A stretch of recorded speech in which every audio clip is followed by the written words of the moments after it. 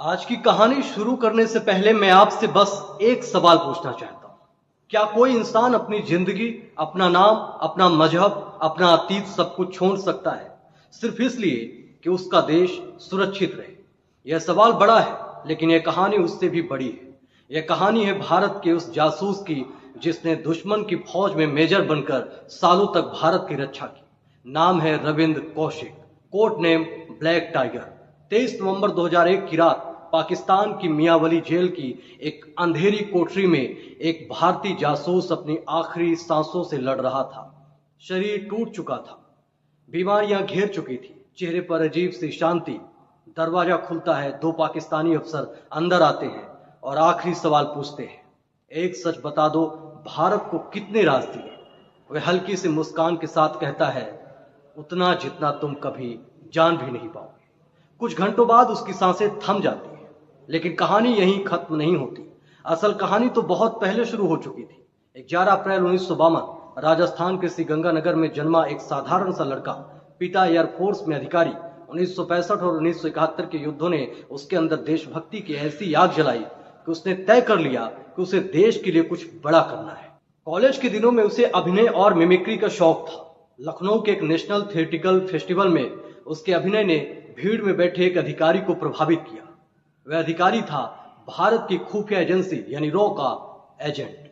एक दिन उससे पूछा गया, क्या तुम देश के लिए अपनी पहचान तक छोड़ सकते हो? उसने बिना सोचे कहा हां, और यही हां उसकी जिंदगी की दिशा बदल दी। 1973 में वह रॉ से जुड़ा।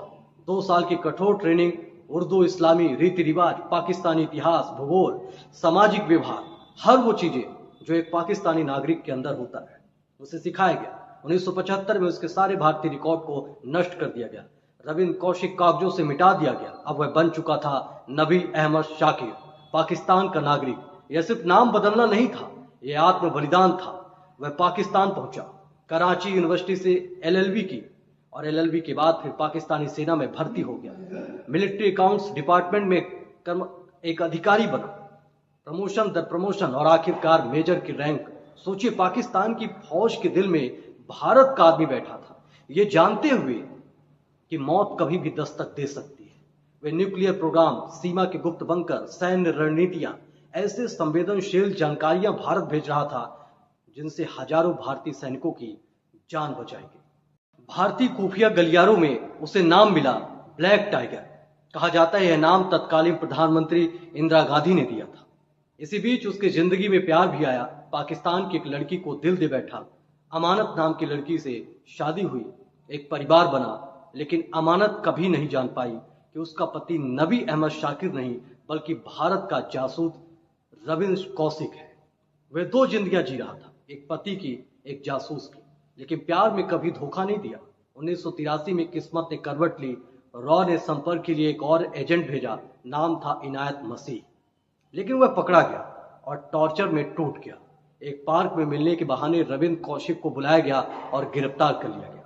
उसके बाद शुरू हुआ 2 साल का अमानवीय अत्याचार। उसे लालच दिया गया कि भारतीय नेटवर्क बता दो, आजाद कर देंगे, लेकिन उसने एक भी नाम नहीं लिया। 1985 में उसे मौत की सजा सुनाई गई, जिसे बाद में उम्र कैद में बदल दिया गया।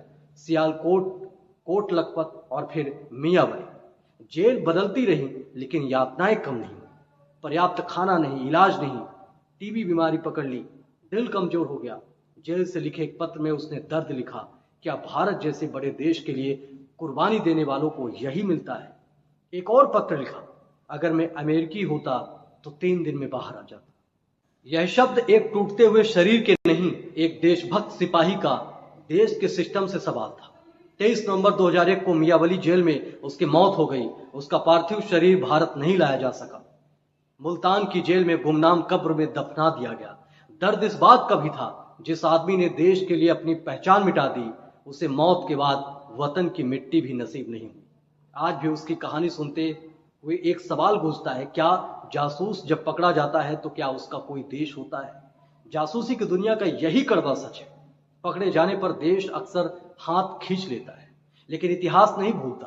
किताब मिशन टू पाकिस्तान में इसकी कहानी दर्ज है, और माना जाता है कि फिल्म एक था टाइगर में भी कहीं न कहीं इसी से प्रेरित थी।